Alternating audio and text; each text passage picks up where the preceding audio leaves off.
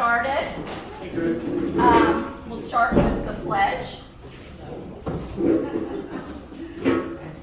Pledge allegiance to the flag of the United States of America and to the republic for which it stands, one nation, under God, indivisible, with liberty and justice for all. And the four-way test of the things we think, say, and do. First, Is it the truth? Second, Is it fair to all concerned?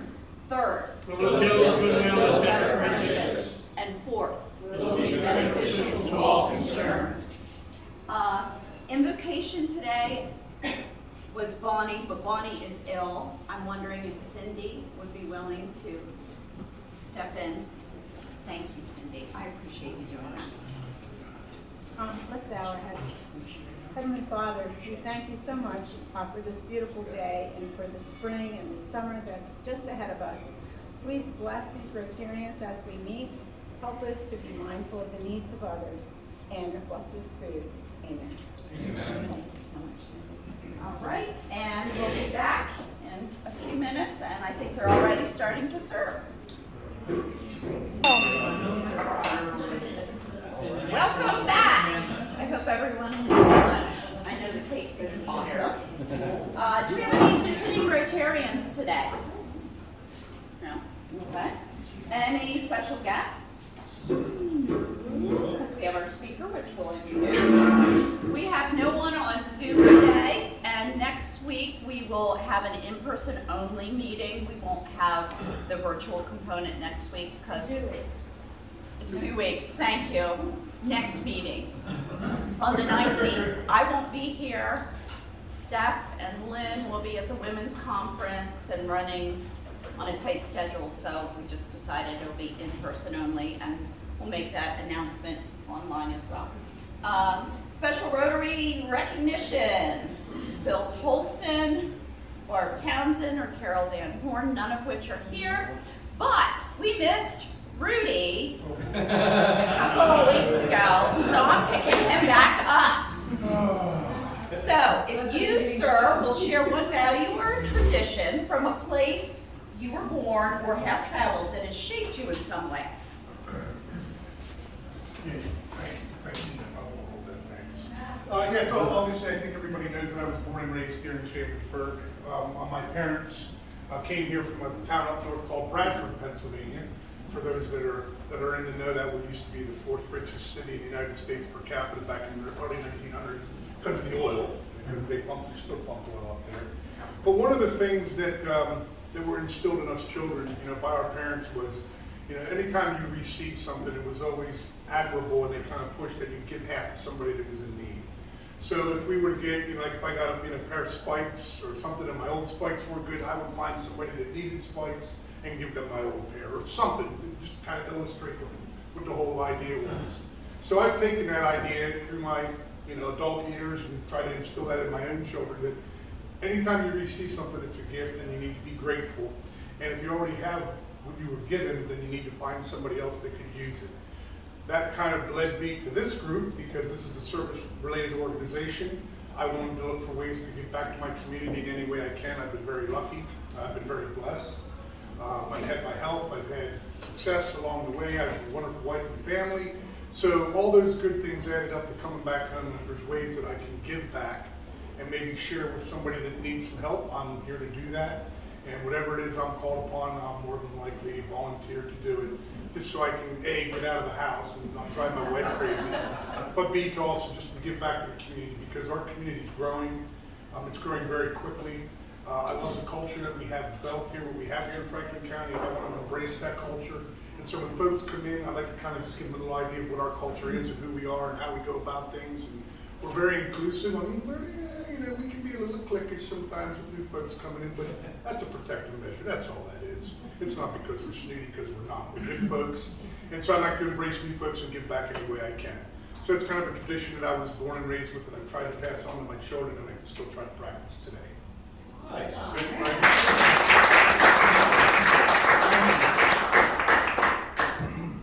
And our newest members, Rudy and Chris, are here. Welcome, new members. Keep How many new members? What's for new members until new members come in, is that Yes. Until what new you're members come in. saying? You might be celebrating this at Christmas time. Do we have any happy dollars today? Anyone feeling jazzed and happy? Aw, Jordan. Just happy today. It's been 2 years since we had the opportunity of having the Cinco de Mayo mixer that's happening tonight at the Bulbo Construction Center. So I invite you all to come out. It should be a really fun night, and I'm excited for it. So thanks.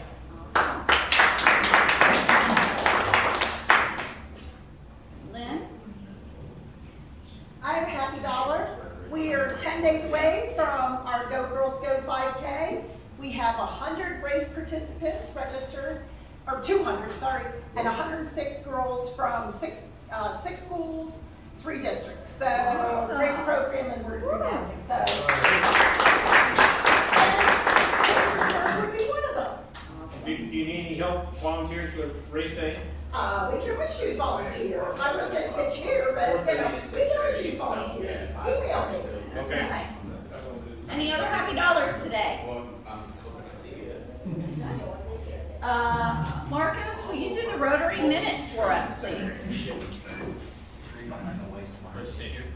All right, this is just a brief history of the Rotary official mottos. In 1911, at the Second Rotary Convention in Portland, Oregon, they approved the He Profits Most Who Serves Best as the Rotary motto. The wording was adapted from a speech that Rotarian Arthur Frederick Sheldon delivered at the first convention held in Chicago. Sheldon declared that only the science of right conduct toward others pays. Business is the science of human services. He profits most who serves his fellows best. The Portland Gathering also inspired the motto "Service Above Self." During an outing on the Columbia River, Ben Collins, president of the Rotary Club of Minneapolis, Minnesota, talked with Seattle Rotarian J.E. Pinkham about the proper way to organize a Rotary Club, offering the principle his club had adopted: service, not self. Pinkham invited Rotary founder Paul Harris, who was also on the trip, to join their conversation. Harris and Collins to address the convention, and the phrase "service, not self" was met with great enthusiasm. At the 1950 Rotary International Convention in Detroit, 2 slogans were formally approved as the official mottos of Rotary: "He profits most who serves best," and "Service above self." The 1989 Council on Legislation established "Service above self" as the principal motto of Rotary because it conveys the philosophy of unselfish volunteer service. "He profits most who serves best" was modified to "They profit most who serve best" in 2004, and to its current form, "One profits most who serves best" in 2010.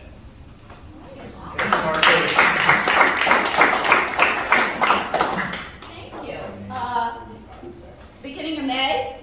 I can't believe how many birthdays we have. Carolyn Klauser, Ken Ditzler, Brad Evans, Robert Fisher, Stacy Heckman, Corey Kircher, Cynthia Richards, Robin Mole, Frank Stern, Teresa Yaki, and Lonnie Zeller. So we do have, 3, 4 present. So if we can all sing happy birthday. Clint, will you lead us, please? Happy birthday to you. Happy birthday to you.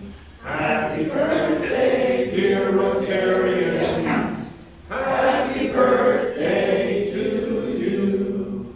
And they live down in our valley. And moving on to club announcements. Clint, you want to talk about Excel? Yeah, let me, you got the email notice from our president today, with the application form for Excel and so forth.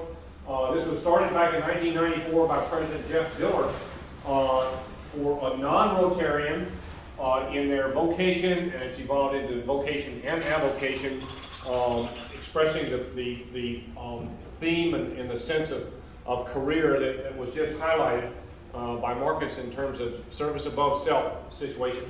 Now, in the announcement was an application form that Heather had there, and a whole bunch of people's names are listed down there.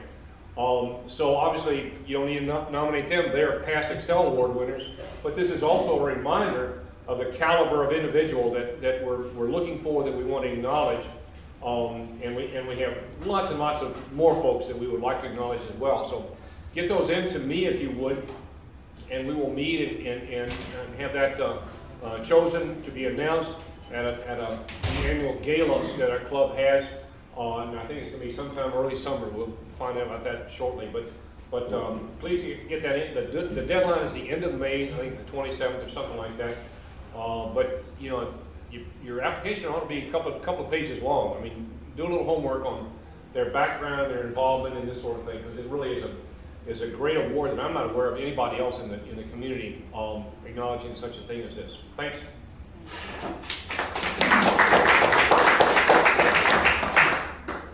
And we do have a May Day of Caring project.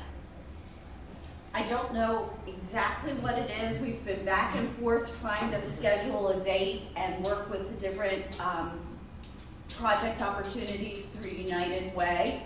So Amy Weibly at United Way is the coordinator of it, and we've been trying to get some dates worked out. Will not be on the 13th, but Amy Hicks or Amy Weibly will get back to us. So that is coming up in your bulletin, and just keep an eye out for an email as I get more details and they figure out exactly what will work for us. Rotary is going to be with a table, correct, at the Women's Conference? Yes. Yes, on May the 19th. Coffee sponsor. Okay, we're the coffee sponsor for the Women's Conference on May the 19th. Yes. So that is another thing we're out and doing in the community, talking about what we do and membership and that sort of thing. Coming up, we don't have an exact date, but the board is working on it. Brad is part of the committee for our annual awards dinner, as Clint referred to earlier. That'll be in June. We're looking at not a first or third Thursday, but another Thursday evening as he finds what venues are available, etc., so that more information will be coming, and passing in the gavel will be happening next month as well. With all that, I think we're to the raffle. All right. $347 in the jackpot. There's also a $20 card on the board. There are only 7 cards on the board. So this feels like the day. Sure, I got my ticket. Sue's ticket just fell on the floor. I was debating whether to call that the one that was drawn or put it back in. I put it back in. Stephanie? Try to get your tickets, Sue. Last 4. 9058. 9058. Bob Fisher. I got the table. 4 numbers away. Make sure he has it. We're good. All right, 7 tickets, Bob. You have a pretty good chance here. This feels lucky, like a lucky day. Hey, jackpot!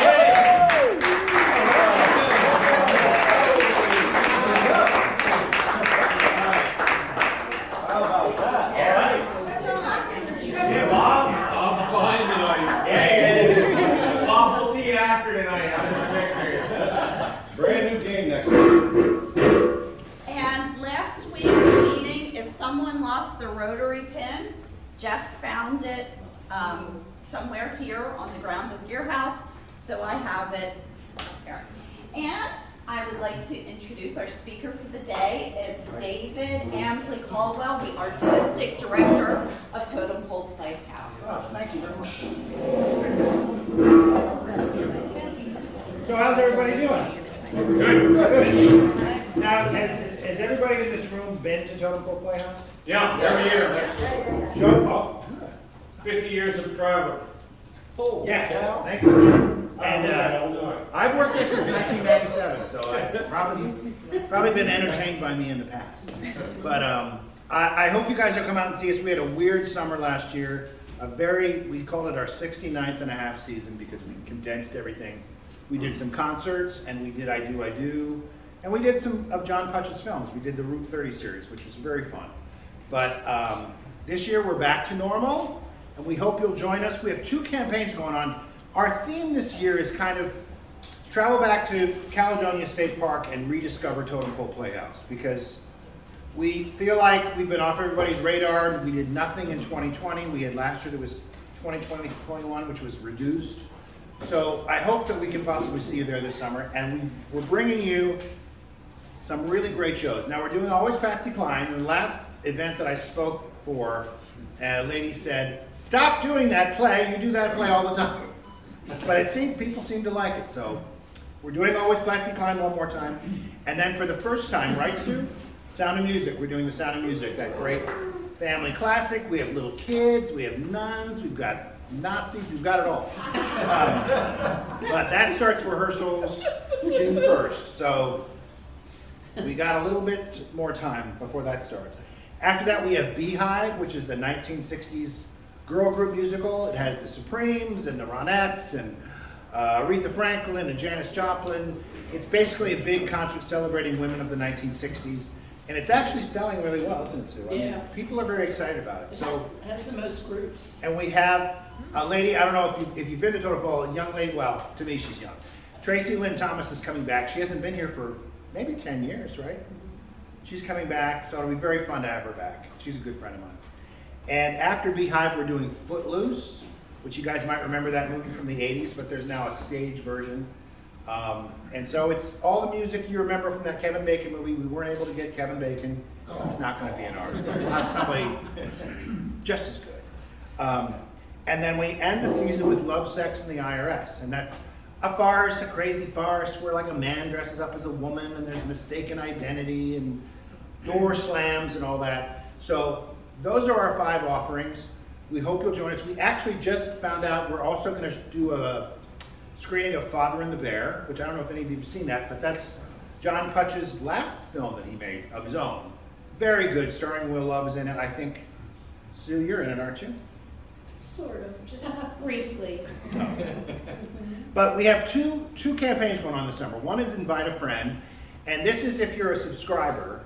We're sort of doing a contest, and you can buy your friends and family extra tickets for $45.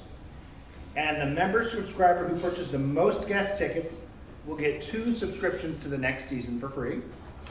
And the member who gets the second most will get 1 season subscription for 2023. And the member who sells the third most will get a $100 gift certificate. So we hope that's incentive. We're really trying to invite people back and get seats filled with butts, because that's the best thing we can do. And our other campaign is we have this that just shows you our group rates, and the bigger the group, the the more incentive you have. So if you've got 10 to 19 tickets, you get 15% off. 20 to 29 tickets, you get 20% off. 30 to 49, 25% off, and 50 plus, you get 30% off. So hopefully that will be another incentive to get you. We just want to invite new people to the theater, and the best way to get that is to bring a friend. So we hope you'll come out and see us. I wondered if anybody had any questions about the operations of Totem Pole, or what's going on, or a memory of Totem Pole that they'd like to share. Yes? You used to have a really neat program for last minute student admission deals. I'm sure you still do that. We do have, we have a child price and a student price. And actually, you know what? That's really interesting they brought that up, because we discussed doing rush tickets, and I think we are doing rush tickets the day of the show. But I honest to goodness can't. Are we doing that soon? Well, it wasn't all that popular, quite honestly. But we do have the student. But we do have the student and the child discounts, and that's, you don't have to come early or anything, that's every day. But I don't know if we're doing rush tickets. I'm so sorry, I think just so. drew a blank. Yes, ma'am. Are you still busing people in from Gettysburg? Not. Well, we have bus groups, but we're not doing the Not bus. yet, we did. That also did not fly. So, We tried all that, and the people that come to Gettysburg really, as tourists, are really just interested The reenactments, in the yeah. battlefield. yeah. And what did you start in? The first thing I did at Totem Pole was in 1997, It was Smoke on the Mountain, and I was the preacher. And it's very sentimental for me because all the people in that production were my best friends. And some of them have left us, but it was a very fun production. And then, what else did I do? I did Pump Boys and Adettes, I did Tin Types and My Way, and then I sort of stopped acting in the shows and started directing. So I think I've directed like 26 shows there. But it's been, I haven't lived here full time until last year, but I've always come to, Chambersburg in the summer. So it's very, very familiar to me, and it feels like home, and I really like it here, and I like the people here very much. And we appreciate you guys coming out so much, and we hope we can entertain you this summer. That's what we want to do. So, anybody have anything else?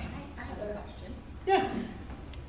I have, since I was little, been to Totem Pole with my parents, and I am always fascinated by the set designs, which I have gone to opera and theater, other places. Totem Pole set designs are always top notch. How long does it take to do the set designs? You mean to do the drawings or to build the set? To build the set? Usually they have 2.5 weeks. But I will tell you, there's a man named Jim Fouchard who has worked for Totem Pole longer than me. Not as long as Sue. No, he's. Oh, he is longer than Sue. Yeah. So Sue's really happy he exists. But he is a brilliant. What he's great at is he's great at reusing things and repurposing things. So I think this. He's 2 years, they're 2 years longer than me. I think this summer he's doing Beehive, and it'll be his 40th show he's done at Totem Pole. But that's who you'd want to congratulate. He's a fascinating, great guy, and he's done a lot of shows for Totem Pole. And they're always. I was looking at some yesterday, when we were looking for stuff for Josh. His designs are beautiful. I agree. And you think how do they do this in the woods in 2 weeks? But they did. I wondered how long, if they had different ones back and you did, but no, it's amazing. Yeah. I mean, he does, it's like blueprints, I mean, it truly is blueprints. And then he does models and has little people on the models, and it's just amazing. He's a wonderful man, and we're just so lucky to have him. And now it's interesting. Now one of his proteges, Johnny Dom Robertson, who's done. I don't know if you've seen anything at Totem Pole lately, but he did Best Little Warehouse in Texas and Murder for Two and Souvenir. He's now a designer for us too, and he's just as talented as Jen. He's a wonderful guy. So we're very lucky. Yes, sir. My wife and I have participated for many years in the little group of folks that kind of prepare and help prepare the meal for the staff during the switchover time, and that's a lot of fun. But what I wanted to mention is what we enjoy most is a chance to meet the summer interns, because they're there and they have a big appetite. These are college kids and so forth. Oh yeah. So how many summer interns are you hiring this summer, and where are they from? Well, this summer, now Josh Zetak, who's our production manager / technical director, he does all of the technical hires. So he'd be a better person to answer your question. But we have 24 people coming in. Probably 8 of them are interns. Yeah, I mean, you also are feeding the carpenters, the scenic. Yeah, you've also got all the crew in there. The scenic artist, the Costume designer, costume wardrobe. all of them as well. We have a couple from Millersville University are coming this year because Josh went back in the fall for his master's. And we have some from Penn State, actually. Yeah. Really good lighting designer from Penn State. Our costume shop manager is actually an older gal from Blue Ridge Summit who is ex-military. She's great. Yeah, she's a new. I'm just afraid she's going to retire. Nah, she's not going to retire. But they come from all over. It's just amazing. It's some extraordinary people that come in for this, and it's neat. A lot of neat people to meet and you're absolutely right. The friendships that I've made there, it's a very magical place. I love it. We appreciate you doing that very much. Thank you. My mother says, we'll get to you, Rudy. My mother says that despite her age and her dementia, that David, I mean, we've done Smoke on the Mountain several times, but David was the best preacher of Smoke on the Mountain. Trust me, that was acting. Well, then you were the best actor, and I tend to agree with her. She's And the I will most. always remember at one point in Smoke on the Mountain, David went down behind the pulpit, and when he came up, his face was as red as Santa Claus's suit. Yeah, when I they were don't know how he dancing. did it, but he did it. It was wonderful. Yeah, well, thanks, Sue, I didn't know that. And the people that were in that show with him really were great. They were great. Like I said, they were my, we either were my best friends or they became my best friends. It's fascinating. Yeah. Yes, sir. Just one thing, I went to school here at Corpus Christi, and Corpus Christi, the totem pole players used to come there twice a year. Yes, somebody else was just telling me about that. And it was phenomenal. It was Tom McKenna. Yes, and they were called the tadpoles, the totem pole Well, tadpoles. Fast forward to 1979, and at Chambersburg High School, they had this thing they call the Homecoming King and Queen. And in order to be involved, they vote, it's a popularity contest, and so you get it down to 5 boys, 5 girls, and then you have to put on a talent show in front of the entire student audience, and then they select whoever the best was to be the Homecoming King and the Homecoming Queen. So 3 days before this was supposed to occur, I'm at a loss. I had no idea. I got voted down to one of the 5, and I had no idea what I was going to do. None. I mean, I was a jock. I wasn't smart. You know, everything was going against me. My dad said to me, he goes, why don't you go talk to Tom McKenna? So I called Tom on the phone. He said, come on over. I went over to his house. We sat down. He's got all these books on acting. You could tell he was a pack rat. He had everything. And he found this one book, and it was a monologue where I would do the British voice on one side of the microphone and then do my regular voice on the other side of the microphone. And I substituted some of the names for some of the teachers. The principals, Mrs. Bartgall, who was she was the truant officer. So I was just able to insert their names in key places in this little monologue. I freaking won. Hey, do you know what? Do you remember what the monologue was from? Oh no, I don't. And no, I wish I could. And I'd beat my head. I'll bet Tom is Tom still with us? We think so. Yes, and I think I said I would get you his address. I just wrote. Because I think he lives in Ohio now or something. Yeah, he's in Ohio. Because I used to sit next to him on the first previews he would come to. I would always be seated. He was a very nice man. Oh yeah. But yeah, I think he's in Ohio somewhere. Yeah, he is in Ohio. I should remember that. I don't. I'll bet Tom would. Yeah, I'd love I'll to bet know. Tom would. He will. Because I certainly called him up afterwards and said, you can't believe what I'm about to say. And I told him, he goes, I had no doubt. Well, he was coached. You were coached by I him. was coached well. I was. Hey, I wanted to remind you guys too. There's brochures on the table that give you all the show dates, but also we're doing 3 summer camps, and I should have mentioned that. There's one acting camp. There's one creative dramatics camp, which is actually for little kids, and they loved it last year. And then there's a musical theater camp where they're going to do Newsies Junior. So if anybody have kids or grandkids, You can speak to the summer camp. I can. Did you go? My daughter Tegan went last year and loved it. so she was in Godspell? No, she was 10 last year. little. So she was in with the That little improv ones. show. They did the improv, and she still talks about it.